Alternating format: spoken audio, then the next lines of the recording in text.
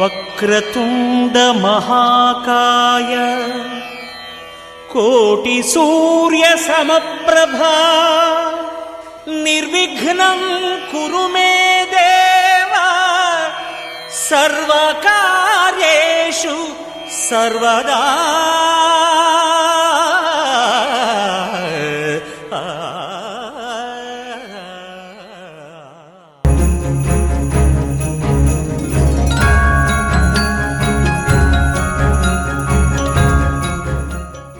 Hello friends, welcome to our channel. వేగంగా పరిగెత్తే ఈ కాలంలో మంచి విషయాలు, మంచి మాటలు వినటం, మాట్లాడటం, పాటించటం చాలా అరుదుగా జరుగుతున్న విషయం.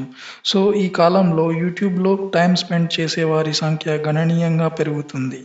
అలాగని ఏ వీడియోస్ పడితే ఆ వీడియోస్ చూడకుండా కొన్ని మంచి విషయాలు నేర్చుకుందాం, నేర్పిద్దాం. Let's continue on our topic.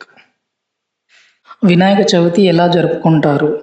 Vinayaka Chavithi రోజు గణనాథుని సరికొత్త ప్రతిమను ఇంటికి తీసుకొచ్చి విగ్రహ స్థాపన చేసి పత్రి, పూలు, పండ్లు, నైవేద్యాలు పెట్టి పూజిస్తారు. అలా 9 రాత్రుల పాటు ఇంట్లో ఉంచి 10వ రోజు ఉదయాన విగ్రహాన్ని నిమజ్జనం చేస్తారు.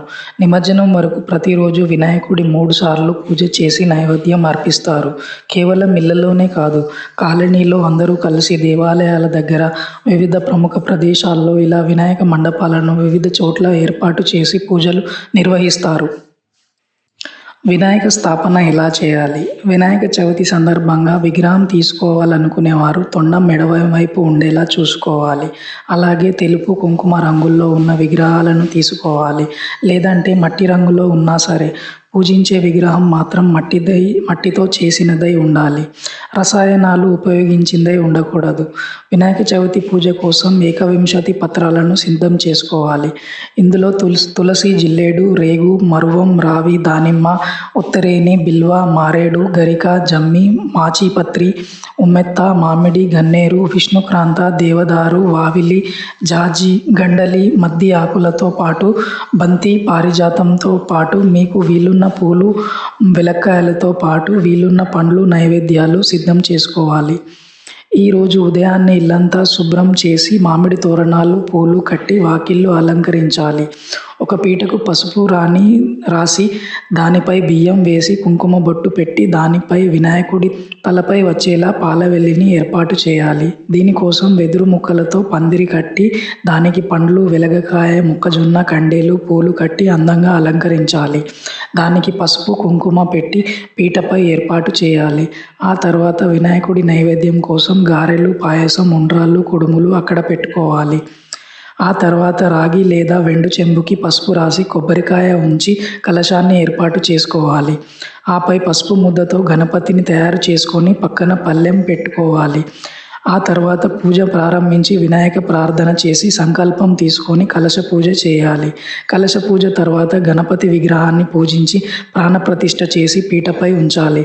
ఆ తర్వాత ఆదాంగ పూజ, అష్టోత్తరం కథ పూర్తి చేసి నైవేద్యాన్ని స్వామికి నివేదించాలి. వినాయక చవితి పూజ చేసే విధానం.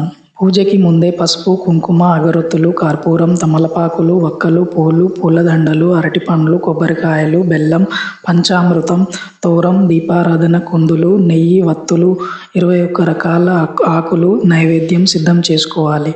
దీపారాధన కోసం తీసుకున్న జిల్లేడు వత్తులను కుందుల్లో ఉంచి నెయ్యితో దీపం వెలిగించాలి.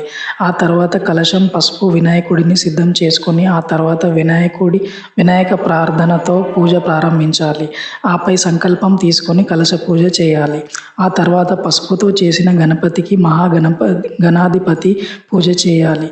ఆపై విగ్రహ స్థాపన చేసి పంచామృతాలతో అభిషేకం చేసి ఆదాంగ పూజ ప్రారంభించాలి.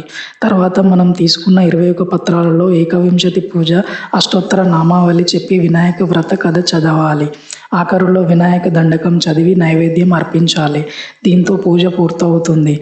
ఆఖరులో పూజకు ఉపయోగించిన అక్షతలను తలపై వేసుకోవాలి.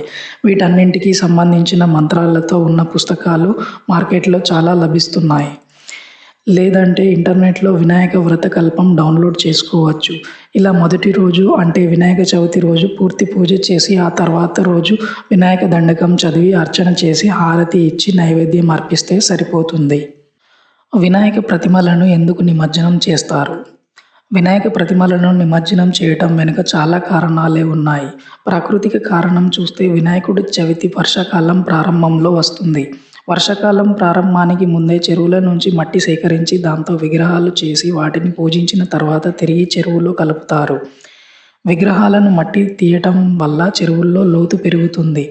ఆ తర్వాత ఆయుర్వేద గుణాలున్న పత్రితో కలిపి విగ్రహాలను నిమజ్జనం చేయటం వల్ల నీళ్లు పారే వీలుంటుంది. అందులో ఆయుర్వేద గుణాలు కూడా కలుస్తాయి. కాబట్టి వాటిని తాగడం వల్ల ప్రజలకు ఎలాంటి ఆరోగ్య సమస్యలు రాకుండా ఉంటాయి.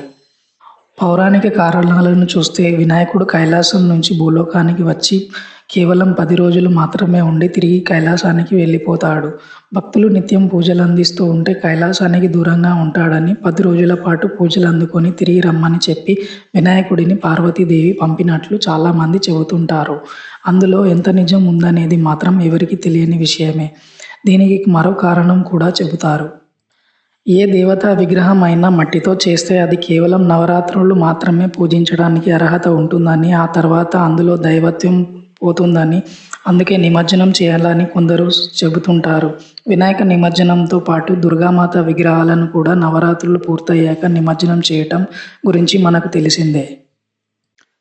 డియర్ ఫ్రెండ్స్, ఈ కంటెంట్ మీకు నచ్చినట్లయితే లైక్, కమెంట్తో పాటు షేర్ కూడా చేయండి. ఇంకా మంచి మంచి కంటెంట్ కొరకు మా ఛానల్ని సబ్స్క్రైబ్ చేయండి. మీ ఎంకరేజ్మెంట్ మాకు చాలా విలువైనది.